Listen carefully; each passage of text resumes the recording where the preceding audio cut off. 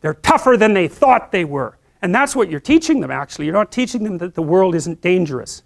Because that's a stupid thing to teach someone. Bloody right, the world is dangerous. It's terrifying. And sometimes people they realize that. And the veil lifts. And they see horror everywhere. They see that. And then they think, well, I'm just a little rabbit. I'm over here in the corner.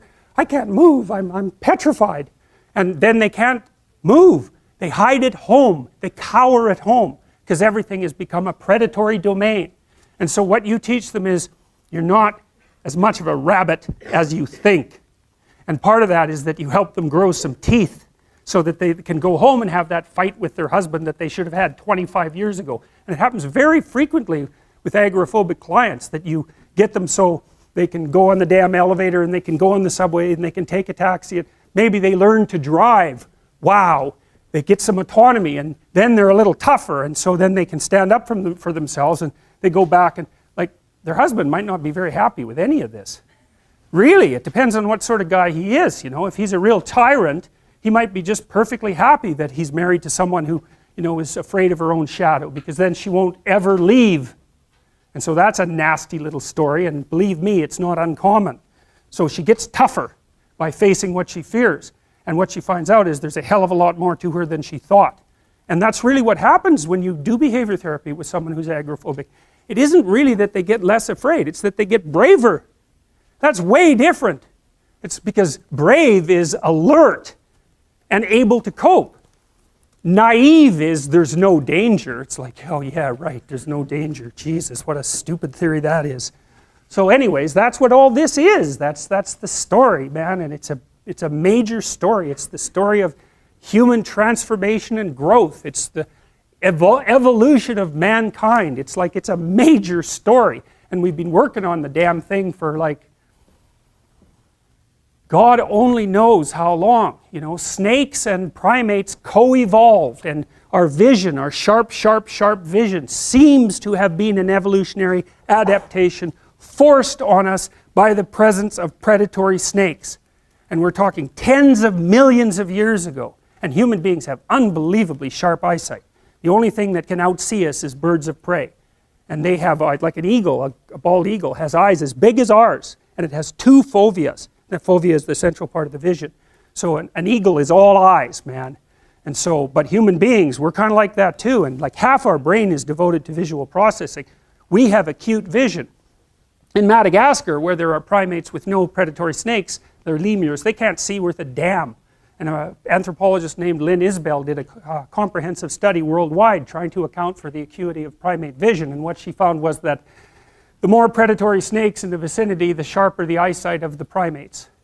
And so we have a really sharp eyesight. So that means a lot of us were eaten by snakes. And none of your ancestors, fortunately, because otherwise you wouldn't be here, but a lot of those who fell by the wayside were snake snack. And, you know, when you're little and living in a tree, a snake is no damn joke. And even now, lots of people get bitten by snakes, and people are phobic of snakes at quite a rate. And some of that actually seems innate. There's arguments about between psychologists about this, but even the ones who don't accept the fact that it's innate, accept the fact that you can make someone afraid of a snake by conditioning just like that, where trying to make them afraid of a flower by conditioning is really, really hard. So we're at least, at minimum, prepared to be afraid of snakes. Minimum. And I believe I believe the fear is actually innate, although you can learn to control it. They say, okay, well, let's take a look at your life. Like, okay, you got a bunch of problems, and they're like massive dragons, and you're just like, you're not going anywhere with those problems. You're just cowering in the corner. And what the behavior therapist does is cut that dragon into those little dwarfs until the dwarfs are small enough so that you can really kick the hell out of them. And so, by the way they do that is they take the problem and they decompose it into elements that are small enough that you have a reasonable probability of mastering them. So you take the problem apart into its micro problems, careful analytic process. And then you think, okay, well, how could we progress a little bit this week? And some of that is to practice facing things you're afraid of. So like if you're agoraphobic and you can't get on an elevator, you can't get on a taxi, and you can't stand up to your husband, and I'm saying husband because most agoraphobics are women, most of them are middle-aged women, and most of them were too dependent for most of their life. So that's a monster. It's like society, husband, elevator, taxi, subway. It's a monster, and it's that place you will not go. And that's because you feel this high and everything else looks this big. And so, and partly that's because you've run away, and when you run away from something, it grows and chases you, which is, well, it's exactly what happens to a prey animal, man. If you go in the woods and you find a bear, especially a grizzly, well, you're in real trouble if it's a grizzly. But if it's a black bear, you know, generally speaking, if you stand your ground and make a hell of a lot of noise, that thing will leave you alone. But if you run, well, what's it supposed to think? It eats things that run from it. So that's exactly where that idea come from. You turn tail and run, and then the thing that you're afraid of is really a monster, and it's going to like get you and eat you. It's like, well, that's true psychologically as well.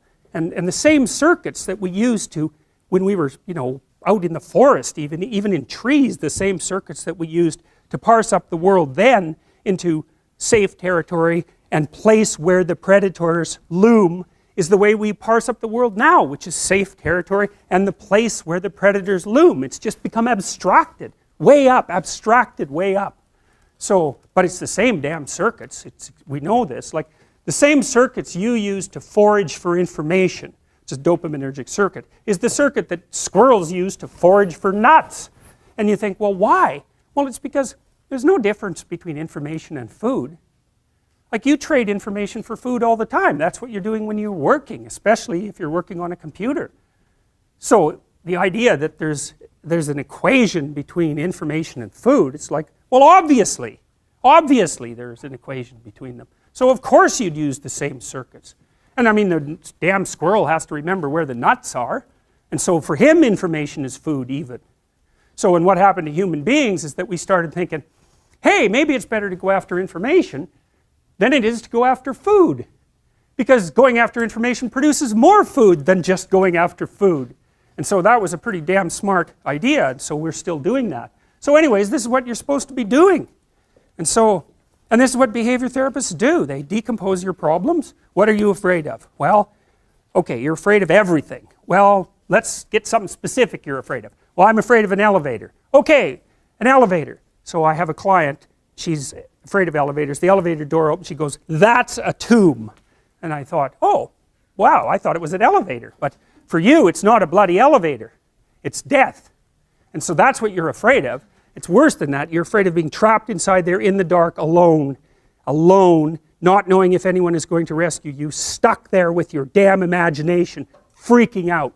It's like, and if that's not, and then maybe you have a heart attack because you're so terrified and you die. It's like, you know, so that's the elevator. Well, it's no bloody wonder that no one's going to get into something like that. And then maybe underneath that is your distrust in the mechanisms of society, right? Because, you know, a normal person, those weird creatures, they'll get an elevator, what the hell, they don't care. And partly it's because they have an implicit belief, even if the thing stops, somebody will come along and rescue them. And usually you don't even think about it, right? It's like, oh, what the hell, it's an elevator. It's like, the danger is invisible to you. And it's partly because you implicitly trust the structure. And so maybe you go into the unconscious presuppositions of the person who is terrified of the elevator and the subways, and you find out they have a real problem with trusting authority, and that's partly why they don't get along with their husband and why they've never been able to stand up for themselves.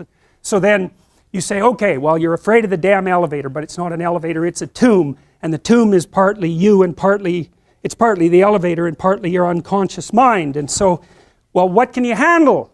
Can you go and look at an elevator from 10 feet away? It's like, yes. Okay. How about 9 feet away? Yes. 5 feet? Yes. 4 feet? No. Okay, no problem. 4.5 feet. We're going to go from that elevator and we're going to look at the damn thing until you're bored of it.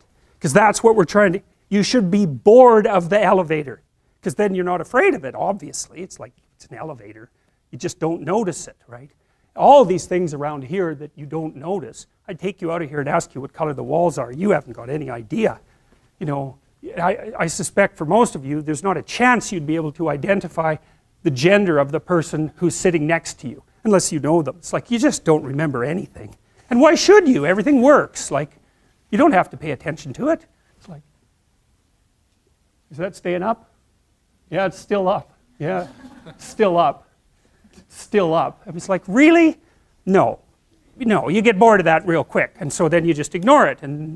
But the agoraphobic has had that veil of ignorance torn away, and what they see behind it is mortal threat, and so that's really what you're helping them deal with. And so this week they're 4.5 feet from the elevator, next week they're a foot from the elevator, and the week after that the horrible gates of hell open and they look inside and they don't run, and so hey,